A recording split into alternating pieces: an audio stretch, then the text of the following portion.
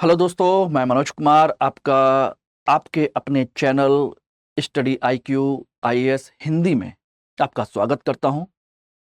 दोस्तों, हम लोगों ने पिछली क्लास में एक टॉपिक डिस्कस किया था मध्यकालीन भारत को लेकर के।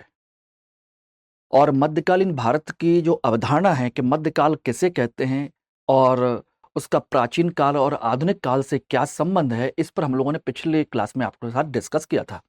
उम्मीद करता हूं कि जिन लोगों ने नहीं देखा है वो जरूर देखें, और जिन लोगों ने देखा है उन लोगों को समझ में आया होगा कि मध्यकाल क्यों और कैसे पढ़ना चाहिए और मध्यकाल होता क्या है। क्योंकि देखिए, जब तक आप लोग किसी भी चीज के बारे में उसका कोर नहीं जानते, तब तक उसके बारे में हम कुछ भी साफ और स्पष्ट नहीं कह सकते। ठीक है ना?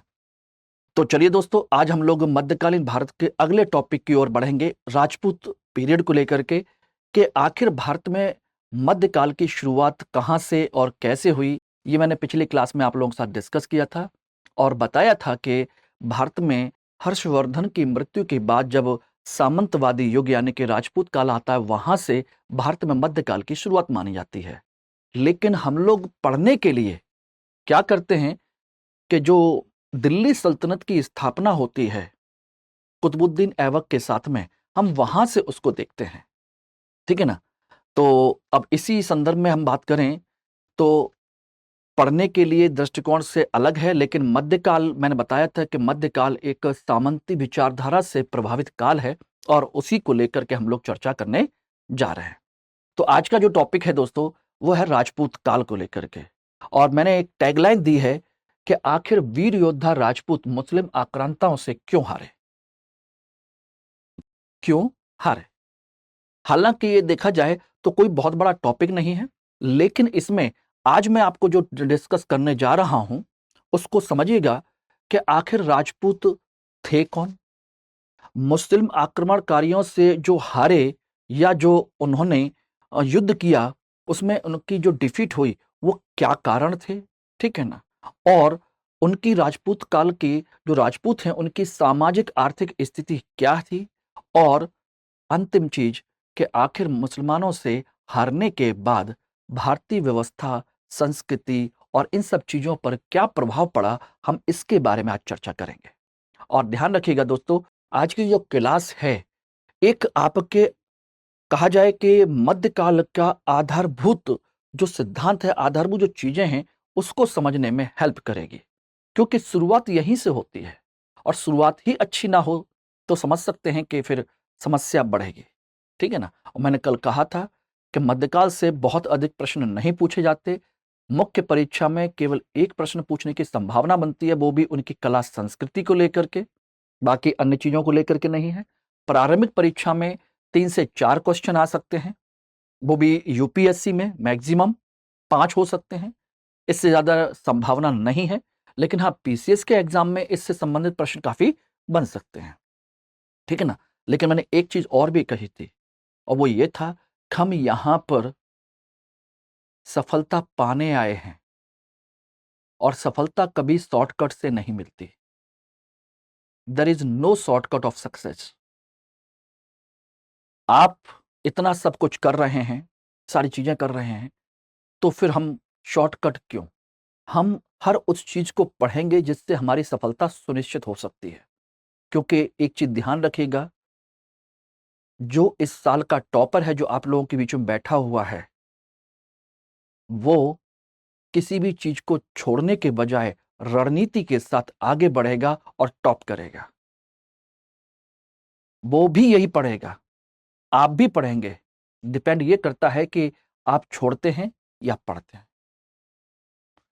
कोशिश करता हूं मैं आप लोगों को इतिहास को एक अलग अच्छे तरीके से, एक अलग दृष्टिकोण से पढ़ाने की, कि आपके दिमाग में ये सारी चीजें समझ में आए। इतिहास को केवल फैक्ट मत समझिए, इसका कंसेप्ट समझिए। कंसेप्ट समझेंगे तो फैक्ट ऑटोमेटिक याद हो जाएंगे। ठीक है ना? बस ध्यान रखना, अंतिम सत्य क्या है? आपकी सफलता, और सिर्फ आपकी सफलता। आपको सफल होना है और आप करके रहेंगे। ठीक है? चलिए दोस्तों, इसको हम आगे बढ़ाते हैं और आज का जो टॉपिक है देखेंगे तो मध्यकालीन भारत राजपूत काल, इस पर हम लोग चर्चा कर रहे हैं। और इसमें हम जो बात करेंगे वो ये है कि राजपूतों का उदय। पहला टॉपिक तो यही है कि हम राजपूतों का उदय हम जानें कि राजपूतों का उदय कैसे हुआ, कब हुआ, किस तरीके से हुआ, राजपूत थे कौन, ठीक है ना, और यहां से कैसे उनकी व्यवस्था बदली। ठीक है, तो इसमें देखते हैं कि राजपूत जो व्यवस्था है, सामान्य तौर पर कहा जाता है कि राजपूत एक अपभ्रंश भाषा का शब्द है, जो वास्तव में शब्द होना चाहिए राजपुत्र। पूत मीन्स होता है पुत्र। तो कुछ इतिहासकारों ने और कुछ किताबों में हम लोगों ने देखा भी था कि जैसे आपकी अर्थशास्त्र है, बाणभट्ट की हर्षचरित है, ठीक है ना, इन किताबों में राजपुत्र शब्द का इस्तेमाल किया गया है। लेकिन ध्यान रखिएगा, इन किताबों में राजपुत्र शब्द जो इस्तेमाल किया गया है किसी एक व्यक्ति या किसी एक पर्सन के नाम से किया गया है, पूरी जाति व्यवस्था के नाम से नहीं किया गया। ठीक है ना, पूरे एक समूह को राजपूत जो शब्द का इस्तेमाल किया गया, वो ध्यान रखना। पहली बार एक किताब है सिंध के इतिहास की, सिंध का इतिहास, और उसमें किताब का नाम है चचनामा। इसमें पहली बार राजपूत को बुलाया गया है, यानी कि राजपूत शब्दों का इस्तेमाल किया गया है एक समूह के रूप में। ध्यान रखना, ठीक है, तो इस चीज को समझने की कोशिश करना। और मैंने आपको बताया कि ये पीरियड कैसा है। ये पीरियड है सामंतों का, सामंतवाद का। अब कहोगे ये कैसे हुआ, तो आपको थोड़ा सा इसके पीछे जाना पड़ेगा कि कैसे कैसे क्या क्या। कल मैंने आपको समझाने की कोशिश भी की थी, आपने समझा भी होगा। मैंने बताया था कि हर्षवर्धन की मृत्यु के बाद में जब केंद्रीय सत्ता कमजोर हो गई, तो छोटे छोटे जो उनके गवर्नर थे, राज्यपाल थे, उन लोगों ने अपनी अपनी सत्ता बना ली, जो कि सामंत थे। और वो कभी नहीं चाहते थे कि वो कभी भी केंद्रीय सत्ता के अधीन काम करें। वो चाहते थे स्वतंत्र शासक बनना, और वो बने। उन्होंने अपनी अपनी सत्ता बना ली। कैसे बनाई, ये मैंने पिछली क्लास में बताया था कि किस तरीके से उन्हें राजा ने जमीन दान दी थी, उनके राजस्व के लिए, उनके वेतन के लिए। और उस जमीन के जो दान दी गई, आप समझ सकते हैं कि दान देने का मतलब होता है हमेशा के लिए उसकी जमीन हो जाना। तो वो उसका मालिक हो गया और धीरे धीरे वही शासक बन गया था। क्लियर है, तो इस चीज को आप समझना। तो जो वही शासक जो हैं सामंत थे, वो धीरे धीरे धार्मिक व्यक्तियों के साथ मिलकर के, जो धार्मिक जो संगठन हैं, मैं किसी भी जाति व्यवस्था में विश्वास नहीं कर रहा, मैं ये नहीं कह रहा हूं कि वो ब्राह्मण थे या कौन थे, ठीक है ना, बस ये समझ लिए, धार्मिक समूह के साथ मिल करके उन्होंने अपनी रिकॉग्निशन बनाई थी। मेरी बात समझ में आ रही कि नहीं? सब लोग ध्यान से सुनिएगा। उन्होंने शासक वर्ग और सामंत और धार्मिक समूह ने मिल करके क्या बनाया था, अपना एक समूह बनाया था। सामंत यानी कि जो राजा है, उसने धार्मिक गतिविधियों को बढ़ावा दिया धार्मिक लोगों के लिए, जिससे कि उनका काम चल सके। और धार्मिक संगठनों ने राजा को समर्थन दिया, उनको किसी न किसी ईश्वर की अवधारणा, ईश्वर के वंश से जोड़ करके, जिससे कि इनको मान्यता मिल सके। जो आम आदमी है, जो प्रजा है, वो इनको मान सके कि ये वास्तव में राजा हैं और इनकी बात का पालन करे। इस तरीके से निकल करके आए थे। और आप जानते हैं कि राजपूतों के कितने परंपराएं निकल करके आई थी, आप अच्छे से जान सकते हैं। राजपूतों के, ध्यान रखना, 4 कुल हैं। कितने कुल हैं? 4। एक अग्निकुल, सूर्यकुल यानी सूर्यवंशी, चंद्रवंशी और नागवंशी। ये राजपूतों के 4 वंश हैं, अग्निवंश, सूर्यवंश, चंद्रवंश और नागवंश। और इनमें लगभग 36 प्रकार के उपसमूह हैं, अलग अलग ग्रुप में 36 प्रकार के। तो ये सब कौन है? अपने अपने कुलों से इनको जोड़ दिया गया। सूर्यवंशी है, चंद्रवंशी है, नागवंशी है, अग्निवंशी है, सबने अपने अपने तरीके से इसको जोड़ दिया। यही अवधारणा जोड़ने का काम किसने किया था? उस धार्मिक संगठन ने, ब्राह्मण समाज ने। और उसके बदले में क्या मिला उसको? उसके बदले में मिला कि इन सामंतों ने, इन राजाओं ने उन धार्मिक गतिविधियों को बढ़ावा दिया, जिससे कि इन धार्मिक संगठनों की, इन धार्मिक लोगों की अपनी जो व्यवस्था है उस पर कंट्रोल मिला और उनकी धार्मिक गतिविधियां बढ़ी और उनकी आय के साधन, आजीविका के साधन बने रहे।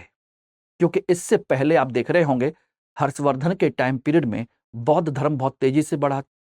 कुषाण ने बौद्ध धर्म को बढ़ावा दिया था, अशोक ने बौद्ध धर्म को बढ़ावा दिया था। धीरे बौद्ध धर्म बहुत बढ़ गया था और ब्राह्मणों का धर्म, जो व्यवस्था है, वैदिक धर्म की व्यवस्था है, जिसे सनातन धर्म कहते हैं हम लोग, वो काफी कमजोर हो गया था। राजपूत पीरियड में आकर के उसे आगे बढ़ने का मौका मिला। मेरी बात समझ में आ गई नहीं आई? तो ये एक बहुत बड़ा रीजन है। और ये व्यवस्था सिर्फ यही नहीं थी, पूरे यूरोप में भी थी। वहां पर भी सामंत और धार्मिक संगठन मिलकर के इस तरह का काम किए थे और धार्मिक संगठन इतने मजबूत हो गए थे कि सोचिए कि राजा या सामंत भी उनकी मर्जी के बिना कुछ कर नहीं सकते थे। बात समझना, ठीक है ना? तो ये समझ में आ गया। तो इसी संदर्भ में हम बात कर रहे हैं कि राजपूतों का उदय। तो हमने ये 4 वंश तो बता दिए कि 4 वंश ये हैं, ठीक है ना? अब बात करते हैं कि राजपूतों का उदय कैसे हुआ। ये तो हमने बात कर ली कि राजपूत कौन है, सामंतों की परंपरा से निकल करके आए थे। और सामंत कौन थे, ये मैंने आपको बता दिया है। अब कुछ लोगों के, इतिहासकारों के अनुसार इनकी 6 अवधारणाएं हैं। कर्नल टॉड, कर्नल टॉड कहते हैं कि ये विदेशी मूल के हैं। खासकर कौन है? शक, कुषाण हैं, जो भारत में आए थे आक्रमणकारी बन करके और बाद में उन्होंने यहां पर कब्जा किया और शासक वर्ग के थे ही, तो इसलिए धीरे धीरे ये भारतीय समाज में, संस्कृति में जुड़ते चले गए और बाद में जाकर के इनका क्या कर दिया गया? शुद्धिकरण कर दिया गया और क्या बन गए? ये राजपूत बन गए, योद्धा। ये कर्नल टॉड और ऐसे कई सारे इतिहासकारों का मत है, विदेशी लोग। चंद्रबरदाई की जो पुस्तक है पृथ्वीराज राशो,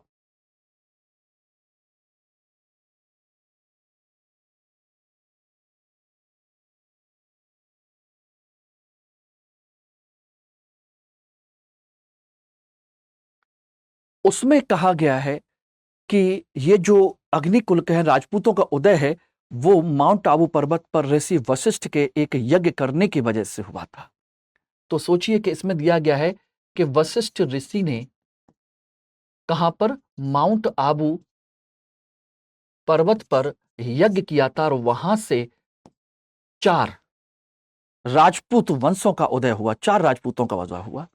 पहली बार में 3 और उसके बाद में 1। पहली बार में देखेंगे तो परमार, चालुक्य और प्रतिहार, ठीक। और सबसे लास्ट में हुए वो हैं चौहान। तो ध्यान रखना, प्रारंभिक परीक्षा का ये प्रश्न बन जाता है, ध्यान रखिएगा कि अग्निकुल के कौन कौन से 4 राजपूत जातियां हैं? परमार, चालुक्य, प्रतिहार, सोलंकी, प्रतिहार वगैरह, और ये दूसरे हैं चौहान। 4 लोग हैं और ये सबसे बाद में पैदा हुए थे। इसमें बताया गया था कि ऋषि वशिष्ठ कुछ राक्षसों, कुछ दुष्टों का नाश करने के लिए, उनके पास बहुत सारे राजा महाराजा थे लेकिन कोई भी उनसे नहीं जीत पा रहा था। दुष्ट बहुत परेशान कर रहे थे यज्ञ वगैरह करने कराने के लिए। तो ऐसी स्थिति में माउंट आबू पर्वत पर ऋषि वशिष्ठ ने यज्ञ किया और पहली बार में ये 3 निकल करके आए थे, लेकिन ये भी उनके आगे जीत नहीं पाए। बाद में जाकर के एक महान आदमी निकला अग्निकुंड से, जिसके 4 हाथ थे, इसीलिए उसको कहा गया चहमान। क्या कहा गया? चहमान कहा गया, ठीक है ना? इसीलिए बाद में उसका नाम बन गया चौहान। और इसने सारे दुष्टों का नाश किया और पूरी सनातन व्यवस्था है, सनातन परंपरा है, उसकी सुरक्षा की, ठीक। तो एक अवधारणा ये पर भी है। लेकिन इसका मतलब क्या है? इसका मतलब है कहीं ना कहीं, ये तो आप अच्छे से जानते हैं कि अग्नि से कोई पैदा नहीं होता। अग्नि से केवल शुद्धिकरण होता, आज भी होता हमारे यहाँ। घर में प्रवेश हो, बच्चे का जन्म हो या कोई भी व्यवस्था हो, तो हम क्या करते हैं, हवन करते हैं, हवन के माध्यम से घर का शुद्धिकरण, परिवार शरीर का शुद्धिकरण, तमाम सारी चीजों का शुद्धिकरण करते हैं। तो माना जा सकता है कि ये भी कहीं ना कहीं क्या है, कुछ ऐसी जातियां, शासक वर्ग या विदेशी लोग थे जो क्या हुए, इनका अग्नि या हम कह सकते हैं यज्ञ कुंड के माध्यम से उनका शुद्धिकरण करके भारतीय समाज में शासक वर्ग में उनको शामिल किया गया। बात क्लियर है? एक तो ये है। तीसरी अवधारणा है जनजातीय मूल की अवधारणा। अब कहोगे जनजातीय मूल की अवधारणा क्या होती है? देखिए, जनजातीय मूल की अवधारणा का मतलब है कुछ राजपूत जो जातियां हैं ये कहीं ना कहीं जनजातियों की परंपरा से हैं, भारत की जनजातियां हैं। अब कहोगे ऐसे कैसे? देखिए, एक तो ध्यान रखिएगा, ये नागवंशी, कहीं ना कहीं आपको लगता है कि ये वास्तव में अपने मूल, अपने देश के नागरिक हैं, शासक हैं, है कि नहीं? नागवंशी जैसे जंगल में रहते हो, नाग कहां रहते हैं? जंगल में। तो नागवंशी की अवधारणा से जोड़ सकते हैं। दूसरा, एक चीज और ध्यान रखिएगा, जनजातीय लोगों की एक परंपरा होती है, एक नहीं बल्कि दो चीजें ध्यान रखिएगा। वो क्या होती है? एक तो ये होती है वो अपनी जमीन से बहुत जुड़े होते हैं, जिसके लिए वो मरना और मारना पसंद करते हैं। वो उनकी मां है, उनके लिए सब कुछ है। सेम यही अवधारणा राजपूतों में भी है। अपने राज्य, अपने राष्ट्र के लिए वो मरने मारने के लिए तैयार हैं। बात समझना, एक चीज। दूसरी चीज यहीं पर समझिएगा आराम से कि जनजाति लोगों में अपने पूजा पाठ यानी कि उनके कुल देवता की एक परंपरा होती है। कुल देवता की, वो अपने देवी देवता का पूजा पाठ बहुत कहा जाए कि विधि विधान से करते हैं, उसको बहुत मानते हैं। और आप राजपूतों में भी देखेंगे तो हर राजपूत कुल के अपने एक कुल देवता होते हैं। बाकी अन्य जातियों में क्या होता है, ये बहुत कम मिलता है, लेकिन राजपूतों में ये दो परंपराएं बहुत ज्यादा प्रचलित है। तो कुछ इतिहासकारों का मानना है कि वो कहीं ना कहीं इसी से जुड़े हुए हैं। तीसरा, कह सकते हो कि जब समुद्रगुप्त ने पूरे संपूर्ण भारत की विजय की थी तो उसमें से कुछ जनजातियां थी जिन्हें हम आटविक जनजातियां कहते हैं। क्या कहते हैं? आटविक जनजातियां। आटविक जनजातियां कहते हैं। और उन आटविक जनजातियों का समामेलन भी हमारी शासन व्यवस्था समाज में किया गया था, क्योंकि समुद्रगुप्त ने जब जीत लिया तो पूरे समाज का हिस्सा बन गया। समाज का हिस्सा बन गया तो समझ सकते हो कि उसमें सारी चीजें इंक्लूड हो गई, तो वो भी समाज का हिस्सा बन गए। और चूंकि वो जो आटविक जनजातियां थी उनके अपने छोटे छोटे छोटे छोटे राज्य रजवाड़े थे, तो वो भी समाज का एक हिस्सा बन गए, उनका भी शुद्धिकरण करके उसमें शामिल कर लिया गया, है कि नहीं? तो ये तीन अवधारणा है। चौथी अवधारणा है क्षत्रिय मूल की अवधारणा, क्षत्रियों की मूल अवधारणा। ठीक है ना? क्षत्रिय मूल की अवधारणा का मतलब होता है कि ये प्राचीन क्षत्रियों के वंशज हैं, जो क्षत्रिय परंपरा थी, प्राचीन क्षत्रियों की परंपरा। तो नेचुरल सी बात है कि जब प्रारंभ में हमने देखा वैदिक काल के बाद में हमारी चार वर्ण व्यवस्थाएं बनी थी, ब्राह्मण, क्षत्रिय, वैश्य, शूद्र। ब्राह्मण का काम क्या है? यज्ञ करना, कराना, पूजा करना, कराना, पठन पाठन, अध्ययन अध्यापन, यही सब काम था। उसका काम कभी भी प्रशासनिक या राजनीतिक व्यवस्था में नहीं था, केवल पुरोहित का काम करता था। क्षत्रियो काम क्या था? प्रशासनिक और राजनीतिक व्यवस्था को संभालना। वैश्य काम क्या है? व्यापार करना। और शूद्र काम क्या है? ऊपर के तीनों वर्णों की सेवा करना। तो इसका मतलब है क्षत्रिय मूल रूप से कौन थे? प्रशासनिक वर्ग था। तो बाद में जाकर के इनका कहना है कि वही लोग आगे चल करके राजपूत बन गए और उनके साथ में कुछ विदेशी लोग भी शामिल हो गए, यह भी इनका कहना है। और जातियों की गतिशीलता की अवधारणा, यह क्या है? एक नई अवधारणा है। इसमें कहा गया कि आगे चल करके कुछ समय के बाद में स्थिति यह हो गई कि कुछ अन्य जातियों ने भी शासक वर्ग में प्रवेश किया। कैसे? देखिए, कुछ लोगों का कहना है कि नंद वंश या मौर्य वंश एक तरीके से निम्न वंश था, निम्न कुल के लोग थे, शूद्र वंशी थे। गुप्त कौन थे? वैश्यवंशी थे। उसी तरीके से दक्षिण भारत में कदम्ब वंश है, मयूर शर्मन, और भी कई सारे ऐसे वंश बने जो ब्राह्मण वंश थे, ब्राह्मण थे। सातवाहन, ठीक है ना, पुष्यमित सुंग डायनेस्टी है, ठीक है ना, कण्व डायनेस्टी है, कण्व वंश है, ये सब ब्राह्मण है। अब कहोगे कि ब्राह्मण, वैश्य, शूद्र ये शासक कैसे बन गए? यही है गतिशीलता। ब्राह्मण को जब क्षत्रिय कर्म करने लगा तो उसे ब्रह्म क्षत्रिय कहा गया। क्या कहा गया? ब्रह्म क्षत्रिय, ठीक है ना। वैश्य भी आ गए गुप्त बन करके।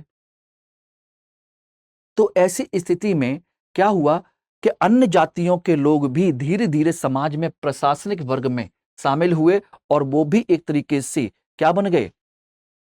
प्रशासनिक या राजनीतिक एक अंग बन गए। और उनको भी हमने क्या माना कि उनका शुद्धिकरण करके फिर हमने उनको राजपूतों की कैटेगरी में शामिल कर लिया। एक अवधारणा यह है। एक अवधारणा यह है कि ये सारी अवधारणाएं जितनी भी हैं, ये सारी की सारी अवधारणाएं लागू होती हैं भारत में। यानी कि देखा जाए तो नागवंशी एक तरीके से जनजातियों की परंपरा है, और अग्निवंशी विदेशी मूल की परंपरा है, जिसको अग्निकुंड के माध्यम से शुद्धिकरण किया गया। सूर्यवंशी, चंद्रवंशी अपने पुरानी क्षत्रिय वंश की परंपरा के हैं। तो इस कुल मिलाकर के भारत में राजपूतों का जो कंसेप्ट है वो सभी प्रकार की अवधारणाओं का एक मिलन है। क्यों दोस्तों, बात समझ में आएगी ना? ये ध्यान रखिएगा दोस्तों, इतिहास इसी तरीके से कंसेप्ट के साथ समझना है। अगर इसको समझ लिया तो आप प्रशासनिक अधिकारी बन जाएंगे, और अच्छे प्रशासनिक अधिकारी बनेंगे। हर आईएएस पीसीएस ऑफिसर हमेशा टॉप पे नहीं पहुंचता। अच्छी पोजीशन उन्हीं को दी जाती है जिनको अपने सब्जेक्ट और अपनी सारी चीजों की प्रॉपर नॉलेज होती है, वरना खाली ऑफिस में काम करते रह जाते हैं बहुत सारे लोग। जिनको ये सारी चीजों की अवधारणा क्लियर होती है वही आगे बढ़कर के पार्टिसिपेट करते हैं और देश और समाज को सही दिशा दिखाते हैं। और मैं उम्मीद करता हूं आप एक ऐसे अधिकारी बनेंगे जो समाज को, अपने परिवार को, अपने देश को एक नई दिशा देंगे। और दिशा तभी दे पाएंगे जब आपको इतिहास की सही समझ होगी। आईएएस बनने के लिए सही समझ की जरूरत है, रट्टाफिकेशन की नहीं। नो रट्टाफिकेशन, रटिए मत। इतिहास को तो वैसे ही यार तुम लोगों ने बदनाम कर दिया है, कुछ लोगों ने मिलकर के, कि यार सुबह पढ़ते हैं और शाम को भूल जाते हैं, या शाम को पढ़ते हैं सुबह भूल जाते हैं, क्योंकि लोगों ने कहा कि ये फैक्ट है। कहां है फैक्ट? इसमें कंसेप्ट है। अब इतने करने के लिए चचनामा में राजपूतों शब्द की चर्चा की गई है। चचनामा में क्या दिया हुआ है? सिंध का इतिहास की जानकारी है, ठीक है ना। कर्नल टॉड ने विदेशी मूल की अवधारणा प्रस्तुत की है। चंद्रबरदाई ने अग्निकुल का सिद्धांत प्रस्तुत किया। पृथ्वीराज राशो किताब है। तो क्या सोचिए, ये चार वंश के नाम है, क्या इतने याद नहीं कर सकते हैं? इतना तो ऑटोमेटिक याद हो गया ना। यही करना है डियर, आपको रट्टा नहीं मानना है, समझिए, काम हो जाएगा। तो बात क्लियर हो गई राजपूतों को उदय की। अब कहोगे सर हमने पढ़ना तो कि राजपूत हारे क्यों? अरे भाई ठीक है, हारे बाद में देखेंगे, लेकिन उससे पहले जान तो लीजिए कि आए कहां से, उनका अवधारणा क्या है, और उनकी सामाजिक आर्थिक व्यवस्था क्या है। तभी तो आगे हम कुछ कर पाएंगे, है कि नहीं? तो चलिए इसके आगे। अब अगला जो है, राजपूतों की सामाजिक व्यवस्था क्या है। देखिए राजपूतों की अगर बात करें तो आप एक दो सीन आप देख रहे हैं। राजपूतों कालीन सामाजिक व्यवस्था, एक व्यक्ति खड़ा हुआ है, बाकी कई सारी स्त्रियां हैं उसके आगे, और इधर एक स्त्री अपने आप को जौहर कर रही है और सारी स्त्रियां उसके साथ जल रही हैं। आपने देखा था ना, मूवी आई थी पद्मावत, सामूहिक जौहर हुआ था कि नहीं? ये एक सामाजिक व्यवस्था है। मैं यहां राजपूतों की सामाजिक व्यवस्था पर इसलिए जोर देना चाहता हूं कि हम आखिर इसको जान लें, तभी हम समझ पाएंगे कि आखिर मुस्लिम आक्रमणकारी क्यों जीत गए थे। सामाजिक, आर्थिक, राजनीतिक, सांस्कृतिक सारी चीजों को हम जानने की कोशिश करेंगे। मैंने कहा था कि राजपूत हो या सामंत, व्यवस्था एक ही थी। कल मैंने आप लोगों को चर्चा की थी सामंतों के बारे में। आज वो राजपूत काल हो या सामंत काल, बात एक ही है। यहां पर एक चीज समझने की कोशिश कीजिएगा।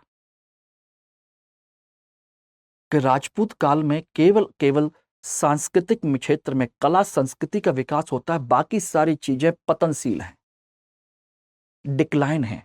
आपसे कहा जाए कि उस परंपरा में जीना चाहेंगे तो आप शासक वर्ग बनकर के तो जीना चाहेंगे, लेकिन एक आम आदमी बनकर के जीना नहीं चाहेंगे, वापस नहीं जाना चाहेंगे, क्योंकि आम आदमी के लिए वहां देखा जाए तो कुछ भी नहीं था। कारण सामंत वास्तविक राजा नहीं थे, यह आप अच्छे से जानते हैं। सामंत कौन थे? सामंत थे राजा के द्वारा दान दी गई जमीन के मालिक, जो बाद में जाकर के राजा बन गए। आराम से सुनिए, अच्छे से समझिए कहानी के तौर पर। सामंत कौन थे? राजा के द्वारा जो जमीन दान दी गई थी, उस जमीन के मालिक बनकर के बाद में राजा बन गए। तो इसका मतलब इस जमीन का मालिक कौन है? वो सामंत। इसका मतलब सारा का सारा जो इस जमीन से पैदा होगा वो किसका है? सामंत का, यानी कि राजा का। तो इसका जमीन से जो कुछ पैदा हुआ वो मेरा होगा, तो स्वाभाविक सी बात है मैं उसका विकास करूं या उस पैसे जो पैदा होता है उसका उपभोग करूं, वो मेरे ऊपर डिपेंड करता है। तो अधिकांश सामंत या राजाओं ने उस संसाधनों का मिसयूज किया, उसके विकास के लिए काम नहीं किया। किसानों को, मजदूरों को हमने केवल एक नाम मात्र का व्यक्ति समझ के छोड़ दिया। उनको केवल उतना ही दिया जितना वो जी सकते हैं, रह सकते हैं, बाकी सब कुछ कब्जा कर लिया। ऐसा नहीं था कि किसान ने पैदा किया उसने टैक्स दिया हो, नहीं। सामंत का मतलब है जो पैदा हुआ वो सब कुछ मेरा है, उसमें से मैं अपनी मर्जी से किसान को दूंगा, किसान उस जमीन का मालिक नहीं है। इस तरीके से सोचिए कि क्या स्थिति रही। तो सारा पैसा, सारे संसाधन किसके पास आ गए? सामंत के पास। थोड़ा बहुत रह गया आम जनता और किसान के पास। उसमें से भी सामंत ने धार्मिक लोगों के साथ मिलकर धार्मिक कट्टरपंथ को बढ़ावा दिया, तो उन्होंने धार्मिक गतिविधियों को बढ़ावा देकर के दान दक्षिणा में ले लिया उनसे, आम आदमी से। तो आम आदमी के पास कुछ बचा हुआ था क्या? नहीं, पहले से ही कम था, ऊपर से धर्म के नाम पर उनसे ले लिया गया। और धर्म के नाम पर ले लिया गया, क्यों लिया गया? सोचिएगा, यहीं से एक परंपरा बनती है, गलत मत समझिएगा लेकिन सच है। हो सकता है कुछ लोगों को लगे कि यार ये सर क्या बोल रहे हैं, उसको अदरवाइज मत लीजिएगा। एक चीज समझ लीजिएगा कि जब आम आदमी के पास संसाधन कम होंगे तो वो कमजोरी की स्थिति में किसके पास जाएगा?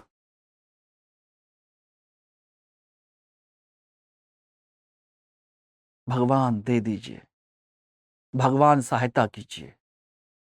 फिर वो ज्योतिष के पास जाएगा, धार्मिक व्यवस्था के पास जाएगा, मंदिर जाएगा, मस्जिद जाएगा, गुरुद्वारे जाएगा, गिरजाघर जाएगा, जहां चाहेगा वहां मत्था टेकेगा। जिसके पास नहीं है वो परेशान रहेगा, और उस समय उससे जो कहा जाएगा वो सब करेगा।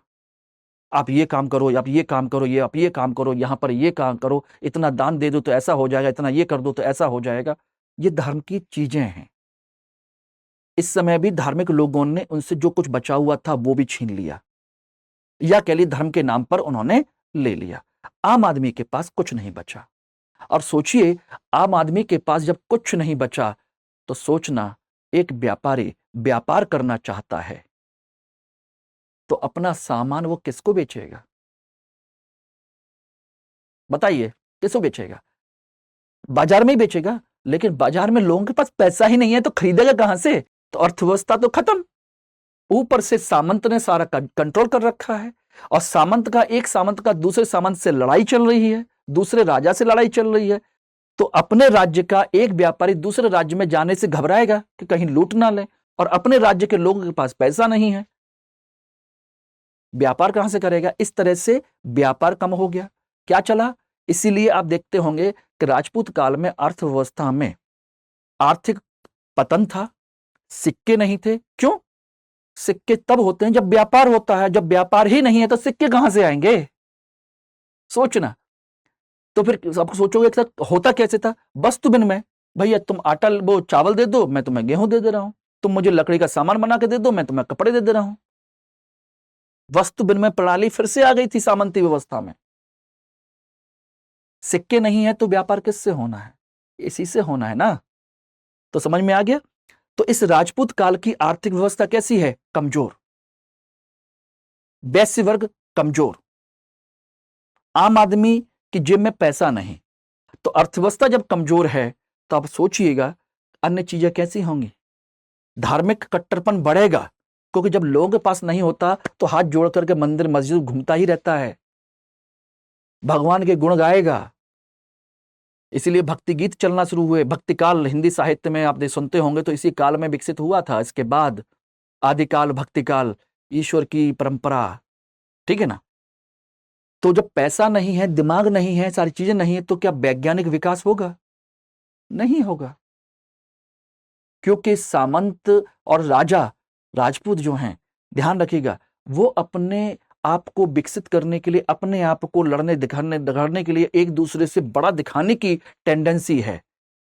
मैं इतना बड़ा हूं तो वो इतना बड़ा है। इसको बढ़ाने चढ़ाने वाले कौन हैं? जो धार्मिक लोग हैं वो और कह रहे हैं कि तुम उस कुल के हो, वो उस कुल का है।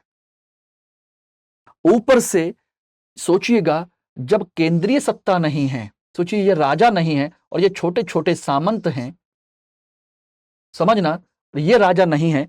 तो जब सोचिए कि जब ये राजा था जिस समय, तो सारे के सारे कलाकार, सारे अच्छे अच्छे कवि, संगीतकार, गीतकार, नृत्यकार, ये सारे के सारे यहां रहते थे। सारे वैज्ञानिक सोच वाले, सारे अच्छे लोग सब यहां रहते थे। गणितज्ञ से लेके ज्योतिष शास्त्री से लेके सब यहां रहते थे। बाद में क्या हुआ, जब ये खत्म हो गया तो ये सारे कलाकार यहां भाग गए इनके यहां, और इन लोगों ने विज्ञान को बढ़ावा नहीं दिया। इन्होंने किसको बढ़ावा दिया? कला और संस्कृति को, जो इनके नाचने गाने खाने पीने एंजॉय करने में हेल्प करता है, अच्छे महल बनाता है। क्योंकि ये अब किसकी बराबरी करते हैं? मुख्य राजा के जैसी। अच्छा, राजा का महल ऐसा था, मेरा उससे बढ़िया होना चाहिए। उसके पास इतनी रानियां हैं तो मेरे पास इतनी होनी चाहिए। उसके यहां ये नर्तक नाचता है, उसको जबरदस्ती उठा के लाओ, मेरे यहां नाचेगा ये। उसको, उसने इतना दान दिया था, मैं उससे ज्यादा दान दूंगा। उसने ये कविता लिखी तो ये ठीक है, तुमको और दान ले लो। इस तरीके से ये सामाजिक व्यवस्था, सांस्कृतिक व्यवस्था विकसित हुई। बात समझ रहे हैं ना? तो यहां से ये कलाकार सारे भाग करके इन राजपूत राजाओं के यहां आए और इन्होंने यहां पर इनका विकास किया। तो कला संस्कृति तो विकसित हुई, लेकिन विज्ञान, गणित, ये सब कुछ विकसित नहीं हुआ, ना के बराबर। अर्थव्यवस्था पहले से विकसित नहीं है। दो चीजें हो गई। धार्मिक कट्टरपन है, ये मैंने आपको बता दिया। अब बात आती है समाज व्यवस्था की। अब सोचिए कि जब ऐसी स्थिति होगी तो समाज कैसा होगा? समाज ऐसा होगा कि जहां पर ऊंच नीच का भेदभाव होगा, क्योंकि धार्मिक कट्टरपन है तो स्वाभाविक सी बात है, ऊंच नीच का भेदभाव होगा। स्त्री पुरुष की असमानता बहुत ज्यादा होगी।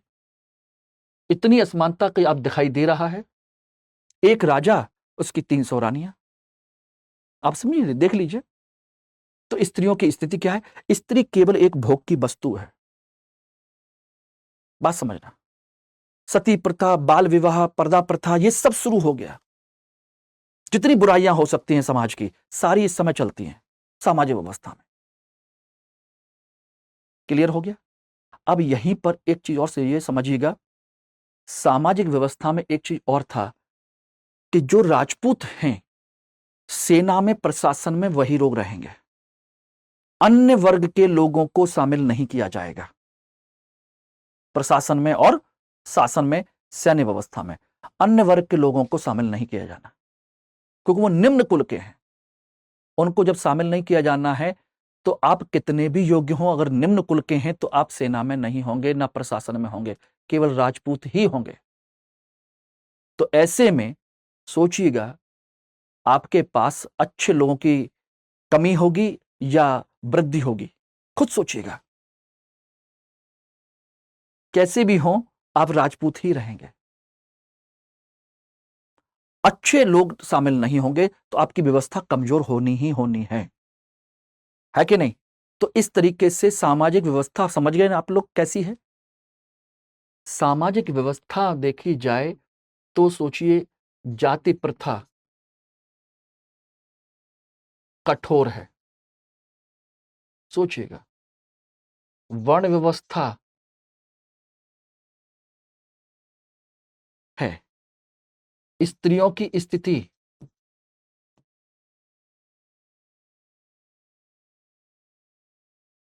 कमजोर है।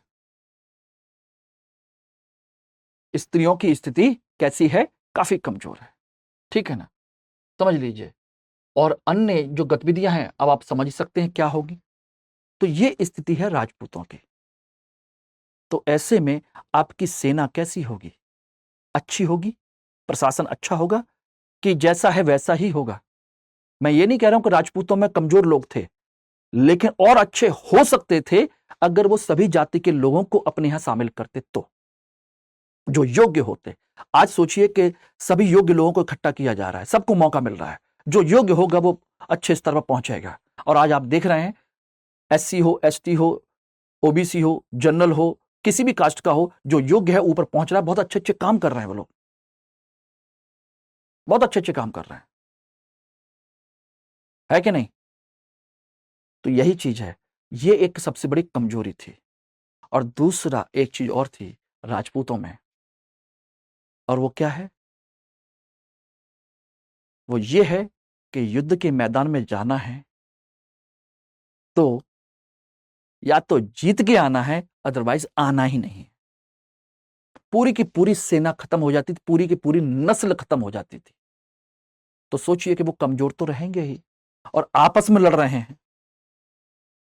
एक राजपूत दूसरे राजपूत से लड़ रहा है, नीचे दिखाने की कोशिश कर रहा है, आपस में यूनिटी नहीं है। तो फिर ये कहीं ना कहीं समस्या आएगी। बात समझ में आ गई? तो ये था आपका सामाजिक व्यवस्था को लेकर के। अब बात आती है राजपूतों के हारने के कारण। देखिए मैंने क्या कहा, सामाजिक कारण, सैन्य एवं प्रशासनिक कारण, आर्थिक कारण, वैज्ञानिक कारण। समझ में आ गए? मैंने कैटेगरी में बांट दिया। अब चीजें आपको बहुत आसान हो गई होंगी कि कैसे है, किस तरीके से है, क्यों। ध्यान रखिएगा, राजपूतों के हारने के कारण किससे? मुसलमानों से। तो आप एक चीज सोचिएगा, पहले तो ये जान लीजिए कि मुसलमानों के भारत पर आक्रमण करने का उद्देश्य क्या है। भारत पर मुसलमानों के आक्रमण करने का उद्देश्य है भारत के संसाधन को लूटना। वो कभी शासक बनने नहीं आए थे। बाद में जाकर के उनको ऐसी व्यवस्था मिली तो शासक बन गए, अदरवाइज वो शासक बनने नहीं आए थे, बस केवल लूटने आए थे। चाहे महमूद गजनबी हो और चाहे मोहम्मद गौरी, चाहे उससे पहले कोई और लूटने के लिए जब आते हैं तो सोच लिए कि वो सिर्फ लूटने के लिए आए, युद्ध करने नहीं आए, वो जीतने आए हैं एट एनी कॉस्ट।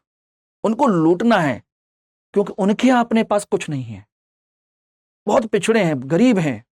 अब आप सोचिए, यूपी, बिहार, बंगाल से जो लोग जाते हैं बाहर काम करने के लिए, सोचिए वो कैसे जाते हैं। वो लोग कुछ भी करना पड़े, हमको काम करना है, पैसा कमाना है, उसके बाद जाना है।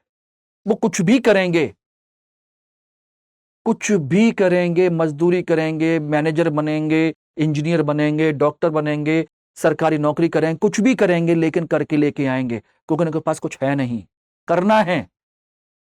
ऑटो चलाएंगे, सब्जी बेचेंगे, कुछ भी करेंगे। यही सेम काम इन लोगों के साथ में था कि इनको एट एनी कॉस्ट मुसलमानों को जीतना था। ध्यान रखना, तो वो जीतने के लिए आए थे, युद्ध करने, अपना युद्ध कौशल दिखाने के लिए नहीं। और जबकि राजपूत जो हैं अपने आप के युद्ध कौशल को दिखाना चाहते थे। वी आर द ब्रेव, हम ये हैं, हम ये कर सकते हैं, हम वो कर सकते हैं, हम ऐसे हैं, हम वैसे हैं। और ऐसा नहीं है कि कमजोर थे, नहीं, कमजोर नहीं थे, मजबूत थे, एक से बढ़कर एक थे।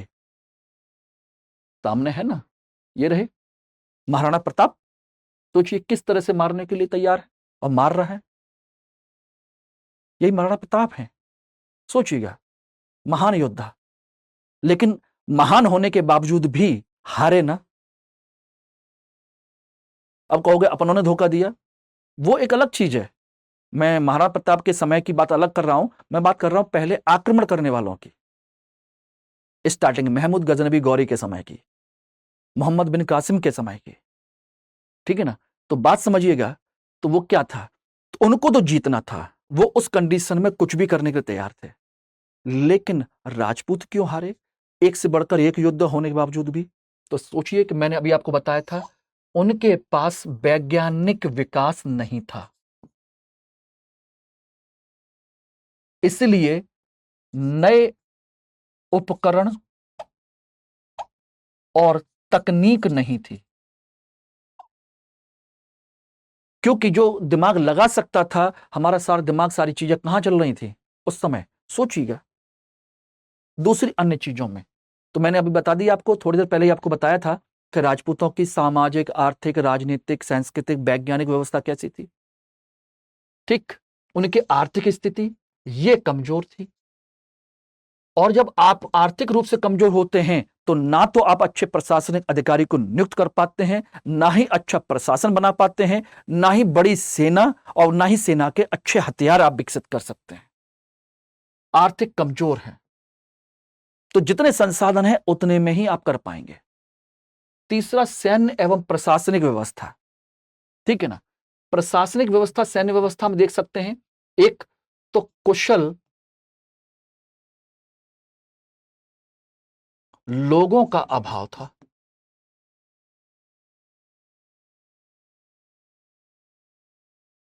दूरदर्शिता की कमी थी,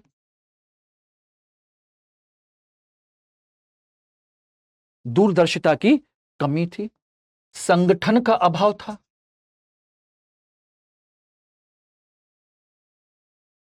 एकता का अभाव था,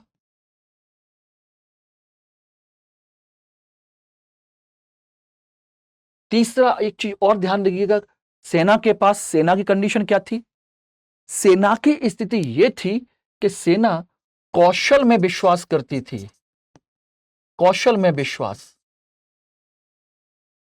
जीतने में नहीं। जीतने के लिए नहीं, हम तो युद्ध लड़ने जा रहे हैं, मरेंगे या मारेंगे, पीठ पे खंजर नहीं खाएंगे, पीठ पे नहीं मारना है, आगे छाती पे मारो, गर्दन काटो, जुबान के पक्के हैं, जीतना उद्देश्य नहीं है, लौट के नहीं आएंगे अगर हार गए तो। ये कौशल में विश्वास है, जीतने में नहीं, शो दिखाएंगे, शो करेंगे, ये कंडीशन थी। ठीक है ना, और क्या व्यवस्था की कमी है सैन्य व्यवस्था में, सैन्य व्यवस्था मैंने कहा था कुशल लोगों का अभाव है, नेचुरल सी बात है, एक ही जाति के हैं, राजपूत के हैं, तो सोचिए कि जब राजपूत ही हैं, कोई और नहीं है, तो फिर क्या होगा। एक बार एक नस्ल खत्म हो गई, दूसरी नस्ल को तैयार होने में 50 साल लग जाते हैं, एक बार सारी सेना गई।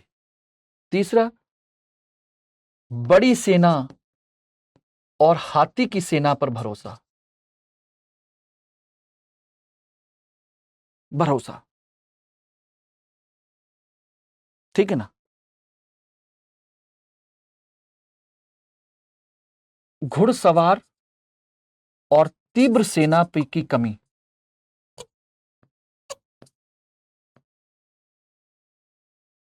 तीव्र सेना की कमी, यह समझ लीजिए, तेजी से भागने वाली सेना नहीं है। वो तो बाद में जाकर के महाराणा प्रताप के समय में जाकर घुड़सवार और ये सब आए, अन्यथा हम हाथी पे बैठ के लड़ने वाले लोग थे, बड़ी सेना रखते थे, एक साथ इतनी बड़ी सेना दिखा दो कि सामने वाला डर जाए। लेकिन सामने वाला जो आता था वो क्या करता था, घोड़ों पर आता था, हाथियों से नहीं आ रहा, अरब देशों से, घोड़ों पे आ रहा, तेजी से चल रहा, खड़े खड़े सोचिए उनको मार रहा है। और इन लोगों के पास में, मुस्लिम लोगों के पास में और क्या था, देखिए नाल थी, घोड़े की नाल, ठीक है ना, और उनके जीन और रकाब थे जिसमें बैठते थे, सोचिए पैर में फंदा फंसाने वाला था जिसपे खड़े होकर के आराम से तीर चला सकते थे। आपने सुना होगा अकबर के समय में, सोचिए घुड़सवारों ने ही हाथी पे बैठे हुए हेमू की आंख में तीर मारा था, यानी कि पैर जहां फंसाए जाते हैं लकड़ी के, उसमें लोहे के, उसमें उस पर खड़े होकर के तीर चला रहे हैं योद्धा सीधे, हमारे यहां नहीं था। तो यह समस्या थी हमारे सैन्य और प्रशासन की, कहीं ना कहीं यह भी एक बहुत बड़ा कारण था। और दूसरा, जब कोई सेना हारती थी मुसलमानों की तो भाग जाते थे, और हम उनका पीछा नहीं करते, बोले भागने वालों के पीछे हम नहीं जाते, छोड़ दो, भागने दो उनको, भगोड़े हैं, हम इसमें खुश होते थे। और जब हम हारते थे तो मरते थे, वापस नहीं आते थे राजपूत। तो यह समस्या है, मुस्लिम जो अटैक करते थे अगर वो हारने की स्थिति में हुए तो बची हुई सेना को लेकर भागने की कोशिश करते थे, बोले जितनी बचा सको बचाओ, बाद में देखेंगे, फिर दोबारा लड़ने आएंगे। हम कहते थे कि नहीं, मरना है या मारना है, यहां से खाली हाथ नहीं जाना है, हार के नहीं जाना है। तो ये समझ लीजिए अंतर था। और यही अंतर सोचिए सामाजिक व्यवस्था, सामाजिक व्यवस्था में एक जाति या एक वर्ग ही इसमें शामिल था, बाकी अन्य लोगों को इनसे कोई लेना देना नहीं था। तुम जियो या मरो, किसी को कोई लेना देना नहीं था। तो बात क्लियर कि नहीं, समझ में आ गया? तो ये थे इनके हारने के कारण। क्यों हारे? तो आप सोचिए कि अगर आपसे कहा जाए अब आपको विदेशियों से जीतना है तो क्या करोगे? यही सब, इन सारी समस्याओं को दूर करोगे। आज हम क्या कर रहे हैं? वैज्ञानिक विकास को बढ़ावा दे रहे हैं, आर्थिक रूप से अपने आप को मजबूत कर रहे हैं, चाइना पाकिस्तान किसी से भी युद्ध करने के लिए। सैन्य प्रशासन में सोचिए हम क्या कर रहे हैं, किसी भी जाति का हो, किसी भी वर्ग का हो, किसी भी तरह का हो, हमको योग्य लोग चाहिए, इसलिए आपकी सबकी ट्रेनिंग एक जैसी होती है। सामाजिक व्यवस्था, बोले देश में हम सामाजिक व्यवस्था, भेदभाव, जाति प्रथा, वर्ण व्यवस्था मानते ही नहीं है। ये सोच लीजिए, आज उन सबसे सीख करके हम सारी चीजों को किया। और ध्यान रखना, यही समस्या आगे चल करके हमारे यहां मौजूद थी, अंग्रेजों ने भी इसी बात का फायदा उठाया था। मध्यकाल में मुसलमान आ गए, उन्होंने शासन बनाया, तो उनमें भी ये कमजोरियां बनी रही, कुछ कुछ कमजोरियां बनी रही। मध्यकाल है ना वो भी। अंग्रेजों ने आने के बाद हमारी इसी कमजोरी का फायदा उठाया और हमको फिर गुलाम बना लिया। पहले मुसलमानों ने गुलाम बनाया, उसके बाद अंग्रेजों ने गुलाम बनाया। एक तरीके से यही कंसेप्ट रहा है। हम अपने कहीं ना कहीं हमारे अंदर की कमियां थी, एकता का अभाव था, जिसकी वजह से हमारे एक वर्ग एक जाति की समस्या थी। तो ये है कारण। अब समझ में आ गया राजपूत क्यों हारे। ऐसा नहीं कि राजपूतों में कोई योग्यता की कोई कमी थी, नहीं, बल्कि कुछ ऐसी कमियां थी जो वास्तव में समस्याएं थी। सोचिए कि आधे राजपूत अकबर के साथ थे और आधे राजपूत अलग अलग युद्ध कर रहे थे, तो महाराणा प्रताप का हारना तय था। कैसे नहीं हारते, है कि नहीं? यही चीज है। और राजपूतों के हारने पर भारत पर इसका क्या प्रभाव पड़ा? तो यही सारे प्रभाव देख लीजिए। सैन्य एवं प्रशासनिक, देखिए, जब पहली चीज हारने का प्रभाव जब पड़ा तो यह पड़ा कि भारत में मुस्लिम शासन शुरू हो गया। मुस्लिम शासन शुरू हो गया। तो सोचिए कि जब मुस्लिम शासन शुरू हुआ तो उन्होंने सेना में योग्य लोगों को शामिल किया।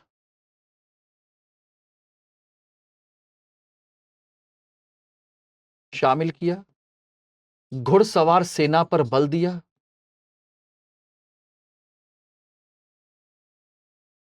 प्रशासनिक व्यवस्था में इन्होंने सामंती व्यवस्था को कमजोर किया और यहां पर एक नई व्यवस्था लेकर के आए। थी तो सामंत जैसी, लेकिन केंद्रीय शक्ति मजबूत हुई।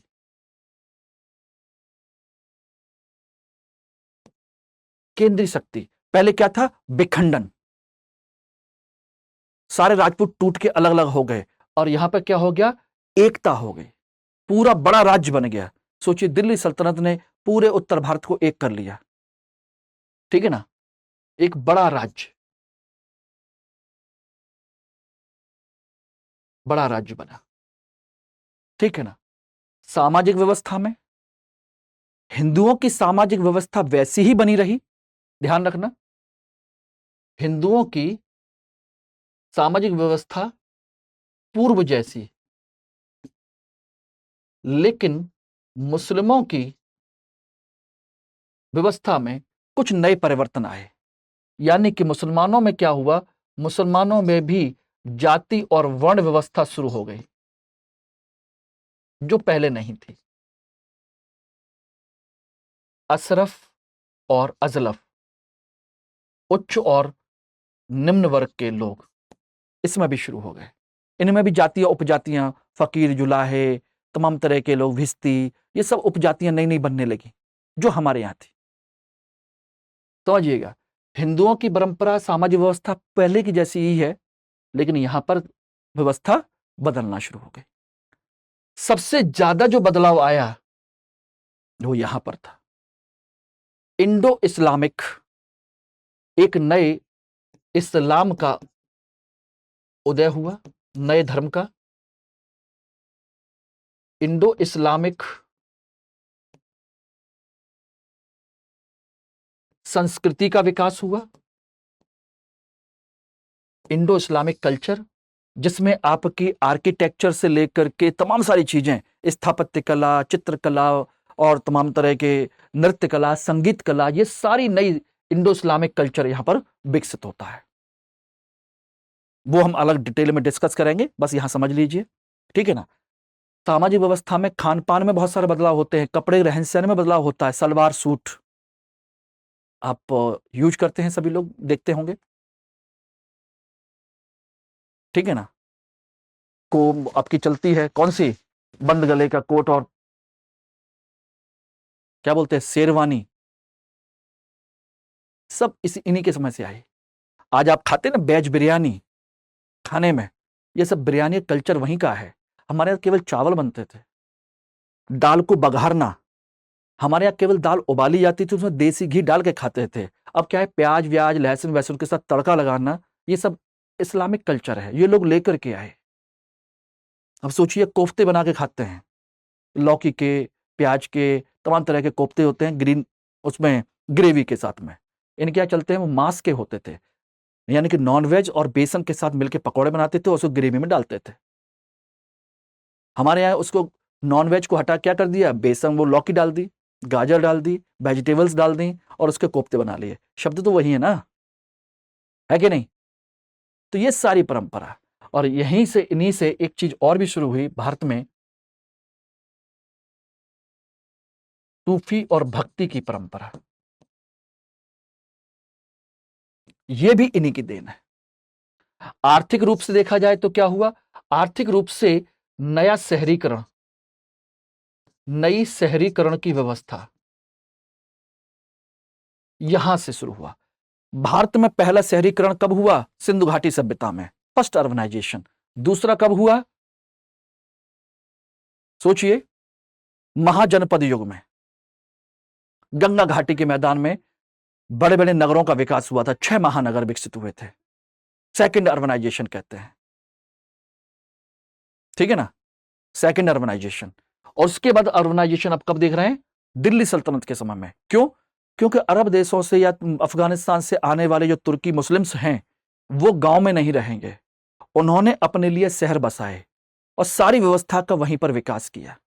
उनके लिए रहने कपड़े अलग, खाने की व्यवस्था अलग, उनके महल अलग, सारी चीजें अलग थी। इसलिए शहरीकरण में नई आर्थिक गतिविधियां विकसित हुई, नई तरह की चीजें क्रिएट हुई, नई डिमांड्स क्रिएट हुई, और इसी वजह से एक नई अर्थव्यवस्था का विकास हुआ।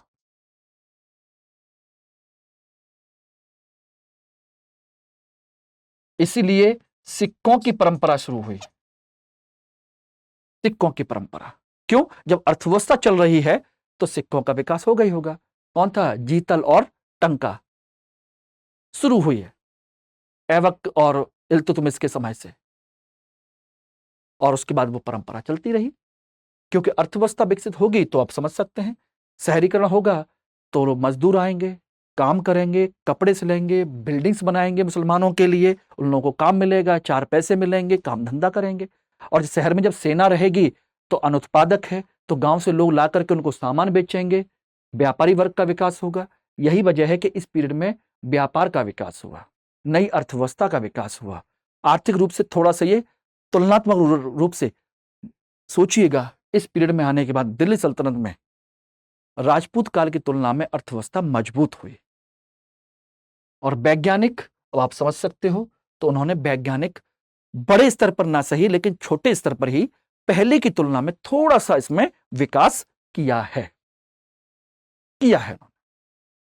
पहले की तुलना में। क्यों किया है, क्योंकि भाई उनके पास एक केंद्रीय सत्ता है, लोग हैं, तो आप समझ सकते हैं कि इस समय कई सारे ऐसे नए नए आविष्कार, नई नई चीजें विकसित हुई हैं। मैं आप लोगों को एक टॉपिक डिस्कस करूंगा, मध्यकाल में वैज्ञानिक विकास, मध्यकाल में कला संस्कृति, मध्यकाल में धार्मिक गतिविधियां, मध्यकालीन समाज। मैं इसी तरीके से आप लोगों को पढ़ाने की कोशिश करूंगा। मैं ऐबक, अकबर, बाबर इस तरह से पढ़ाना पसंद नहीं करने वाला हूं। मैं मुद्दे उठाऊंगा, टॉपिक उठाऊंगा, टॉपिक के सारे डायमेंशन खोलते हुए आपको डिस्कस करूंगा। वही टॉपिक डिस्कस करूंगा जहां से क्वेश्चन आएंगे। अब यहां से किसी भी तरह का कोई भी क्वेश्चन आएगा, प्री का, मेंस का, ऑप्शनल का, हिस्ट्री का, आप कर ले जाएंगे।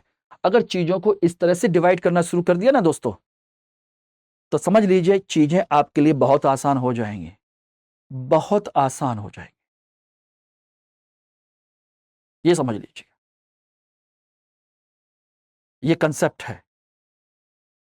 ओके एवरीवन, तो बात समझ में आ गई। राजपूतों के हारने का भारत पर क्या प्रभाव पड़ा, ये है एक नई परंपरा, नई चीजें। यहीं पर देखेंगे तो वैज्ञानिक स्तर पर क्या क्या नई चीजें आई।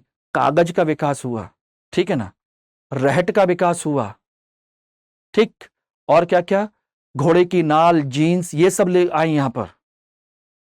वैज्ञानिक दृष्टिकोण से नई नई चीजें बनी। साकिया, शराब, आसवन विधि से शराब के बनाने की परंपरा। तो ये सारी चीजें इस समय नई चीजें विकसित हुई हैं। बहुत ज्यादा नहीं, लेकिन हुई हैं। पहले की तुलना में ये विकास हुआ है, ठीक है ना। तो बाकी हम इसके अकल जो टॉपिक है आगे हम लोग बात करेंगे अगले मुद्दे पर। तब तक आप लोगों से मैं चाहूंगा कि इसको अच्छी तरीके से पढ़ें, समझें और इसको जानने की कोशिश करें, ठीक है ना।